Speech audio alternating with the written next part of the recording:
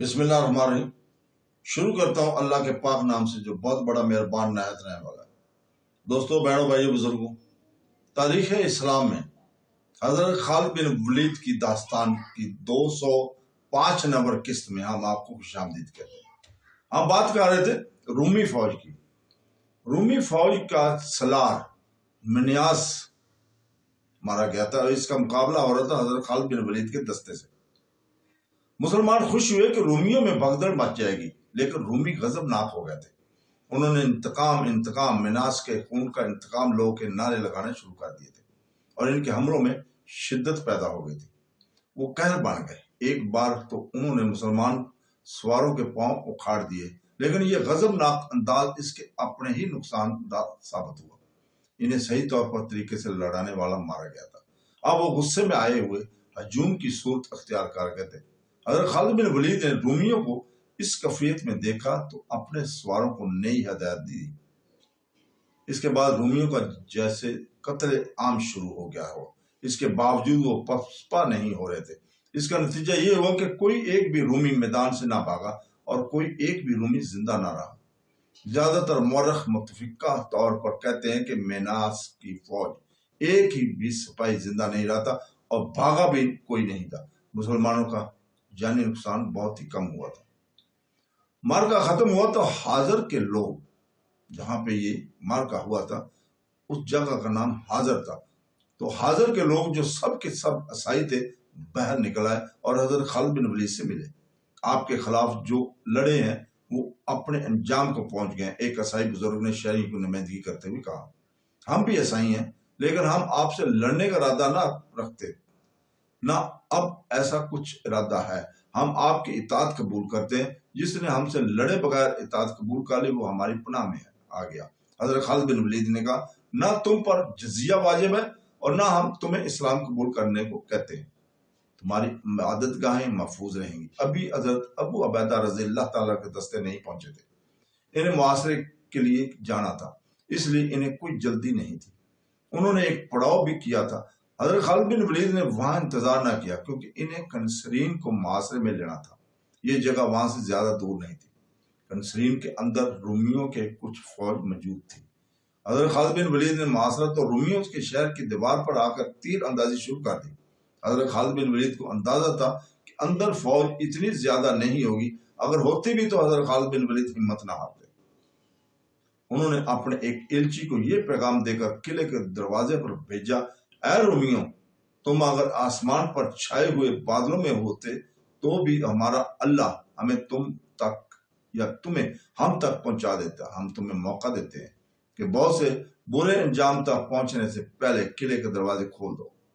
اگر دروازے ہم نے کھولے تو پھر صلح کی شرطیں تمہاری کمر توڑ دیں گی۔ تمہارا سلار حاضر کے باہر مرا پڑا ہوا ہے اور جو فوج وہ اپنے ساتھ لے گیا تھا اس کا کوئی ایک بھی سپاہی زندہ نہیں۔ ہم نے انہیں تمہیں بہت برے انجام سے آگاہ کر دیا۔ اس پیغام کا خاطر خواہ اثر ہوا۔ قلعے کے دروازے کھل گئے۔ مسلمان فاتح کی حیثیت سے شہر میں داخل ہوئے۔ جزیہ کی رقم اور دیگر شرائط طے ہوئیں، جن میں حسب معمول ایک شرط یہ بھی تھی کہ کنسرین شہر اور اس کے شہریوں کی عزت اور جان و مال کی حفاظت مسلمانوں کی ذمہ داری ہے، اور جو شہری شہر چھوڑ کر جانا چاہتا ہے وہ اپنا خاندان کے افراد اور اپنے مال و اموال کو اپنے ساتھ لے جا سکتا ہے۔ جب حضرت خالد بن ولید کنسرین کو پوری طرح لے چکے، اس وقت حضرت ابو عبیدہ رضی اللہ تعالیٰ عنہ بھی پہنچ گئے تھے۔ ابو عبیدہ رضی اللہ تعالیٰ نے خالد بن ولید کو گلے لگاتے ہوئے کہا، تجھ پر اللہ کی رحمت ہو، میں حاضر کے بحر رومیوں کی لاشیں دیکھ گیا ہوں۔ ابو عبیدہ نے اسی روز مدینہ خلیفۃ المسلمین حضرت عمر بن خطاب کو پیغام بھیجا کہ جس میں انہوں نے خالد کی اتنی بڑی کامیابی کی تفصیلات لکھی۔ یہ کامیابی اس لحاظ سے بہت بڑی تھی کہ سلطنت روم کے تابوت میں ایک اور کیل گاڑ دیے گئے تھے۔ تقریباً تمام مورخوں نے لکھا کہ امیر المومنین حضرت عمر بن خطاب رضی اللہ تعالیٰ نے پیغام پڑھ کر کہا تھا، اللہ نے خالد کو سپہ گری اور سلاری پیدائش کے ساتھ ہی عطا فرمائی تھی۔ حضرت ابو بکر رضی اللہ تعالیٰ عنہ پر اللہ کی رحمت ہو، وہ مجھ سے بہتر مردم شناس تھے۔ کنسرین سے آگے حلب ایک اور مشہور شہر تھا جہاں رومیوں کی خاصی بڑی تعداد قلعہ بند تھی۔ رومی سالار جو وہاں کا قلعہ دار تھا اس کا نام یوکنہ تھا۔ یہ بھی تجربہ کار سالار تھا جس نے بے شمار لڑائیاں لڑی تھی اور ہر لڑائی میں فتح حاصل کی تھی۔ ابو عبیدہ رضی اللہ تعالیٰ عنہ اور حضرت خالد بن ولید رضی اللہ تعالیٰ عنہ حلب کی طرف پیش قدمی کر رہے تھے۔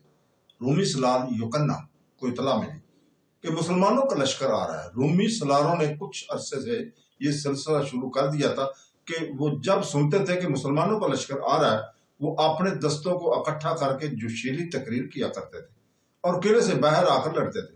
یہ ایک دلیرانہ اقتدام تھا۔ وہ شاید یہ ظاہر کرنا چاہتے تھے کہ وہ مسلمانوں سے نہیں ڈرتے۔ یوکنہ نے بھی یہی کیا تھا۔ وہ حلب سے اپنے دستے نکال کر قلعے سے 6 میل دور آ گیا تھا۔ مسلمانوں کی فوج کے ہراول میں اب بھی حضرت خالد بن ولید اپنے سواروں کے ساتھ تھے۔ یوکنہ نے اپنے ساتھی سالار منیاس کی طرح مسلمانوں کے ہراول سے ٹکر لینے کا طریقہ اختیار کیا۔ یوکنہ کو یقین تھا کہ وہ مسلمانوں کو قلعے سے دور ختم کر دے گا۔ اسے بھی منیاس کی طرح توقع ہوگی کہ آمنے سامنے آ کر مسلمان رک جائیں گے اور خانہ جنگی ترتیب میں آ کر لڑیں گے۔ اب بھی حضرت خالد بن ولید نے ویسا ہی کیا کہ اطلاع ملتے ہی کہ آگے رومی لشکر آ رہا ہے اپنے دستے کو جنگی ترتیب میں کر لیا۔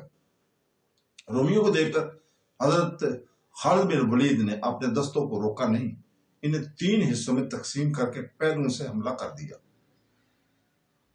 سوار اس کی طرح گھوم پھر کر لڑے کہ رومی میدان میں اکٹھے ہو گئے۔ حضرت خالد بن ولید نے سامنے سے بھی حملہ کر دیا۔ حضرت خالد بن ولید کا یہ جارحانہ انداز یوکنہ کے لیے غیر متوقع تھا۔ اس نے جو سوچا تھا اس کے الٹ ہوا اور اس کے دستوں کے قدم اکھڑ گئے۔ اس مارکے میں بھی رومیوں کی تعداد مسلمانوں کی نسبت بہت زیادہ تھی۔ یوکنہ کے دستے حوصلہ ہار بیٹھے۔ اس نے پسپائی اختیار کی اور قلعے میں چلا گیا۔ یہ قلعہ پہاڑی کے اوپر تھا اس لیے اسے سر کرنا بہت مشکل تھا۔ مسلمانوں نے قلعے کا محاصرہ کر لیا۔ یوکنہ نے متعدد بار اپنے دستوں کو باہر نکال کر مسلمانوں پر حملے کروائے لیکن جانی نقصان کے سوا اسے کچھ بھی حاصل نہ ہوا۔ یوکنہ کو امید تھی کہ شہنشاہ ہرقل کمک اور رسد بھیجے گا۔ اسے شاید معلوم نہ تھا کہ تمام شام میں مسلمان پھیل گئے اور اب اسے کہیں سے بھی کوئی بھی مدد نہیں مل سکتی۔ اس نے دستوں کو باہر نکال کر حملوں کا سلسلہ روک دیا اور قلعے میں دبک کر بیٹھ گیا۔ مسلمان کسی نہ کسی طرح قلعے میں داخل ہونے کی کوشش کرتے رہے لیکن کامیاب نہ ہو سکے۔ 4 مہینے محاصرے میں گزر گئے۔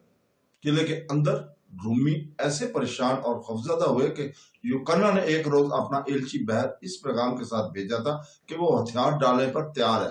یوکنہ کو امید نہیں تھی کہ خالد بن ولید رضی اللہ تعالیٰ عنہ اس کی شرط کو تسلیم کر لیں گے۔ اس کی شرط یہ تھی کہ اسے اور اس کی فوج کو قلعے سے چلے جانے دیا جائے۔ اس کے ایلچی نے جب واپس آ کر اسے بتایا کہ مسلمانوں نے اس کی شرط مان لی ہے تو وہ حیران رہ گیا۔ نہیں، اس نے کہا ایسا نہیں ہو سکتا کہ فاتح اس فوج کو بخش دے جس نے اس کے آگے ہتھیار ڈالے ہوں۔ میں جانتا ہوں کیا ہوگا۔ جب 69 سپاہی باہر نکلیں گے تو مسلمان انہیں قتل کر دیں گے۔ آخر وہ وقت آ گیا جب یوکنہ کے دستے بغیر ہتھیاروں کے باہر نکلے اور مسلمانوں کی فوج کے درمیان سے گزر گئے۔ یوکنہ کو سب سے پہلے نکلنا چاہیے تھا لیکن وہ آخر میں بھی باہر نہ نکلا۔ حضرت خالد بن ولید قلعے میں گئے تو یوکنہ نے ان کا استقبال کیا۔ اے رومی سالار، حضرت خالد بن ولید نے کہا تو جا سکتا ہے۔ ابن ولید، یوکنہ نے کہا میں نہیں جاؤں گا۔ اگر میں تمہارے ساتھ رہنا چاہوں تو مجھے کیا شرط پوری کرنی پڑے گی؟ اسلام قبول کر لے۔ حضرت خالد بن ولید نے کہا پھر تیری حیثیت یہی رہے گی جو اب ہے۔ بے شک یہی میری خواہش تھی۔ یوکنہ نے کہا۔ اس نے خالد بن ولید کے ہاتھ پر اسلام قبول کر لیا اور اگلے ہی مارکے میں اس نے ثابت کر دیا کہ وہ اسلام کا وفادار سالار ہے۔ انطاکیہ شام کا ایک بڑا شہر تھا۔ اس کی اہمیت یہی تھی شہنشاہ ہرقل کے اسے اپنا ہیڈ کوارٹر بنا لیا تھا۔ یہیں سے وہ احکام، کمک اور رسد وغیرہ اپنی فوج کو بھجواتا تھا۔ ہرقل اب وہاں نہیں تھا، وہ شام کی سرحد سے جا چکا تھا اور غالباً قسطنطنیہ میں تھا، لیکن انطاکیہ میں رومی فوج اور ہیڈ کوارٹر موجود تھا۔ وہاں سے رومیوں کو نکالنا لازمی تھا جس سے شام کی فتح مکمل ہو جاتی۔ تو دوستو، اس کے ساتھ ہی آج ہم یہیں پہ اجازت چاہتے ہیں۔ کل انشاءاللہ تعالی ہم اگلی قسط میں آگے بیان کریں گے۔ اللہ حافظ۔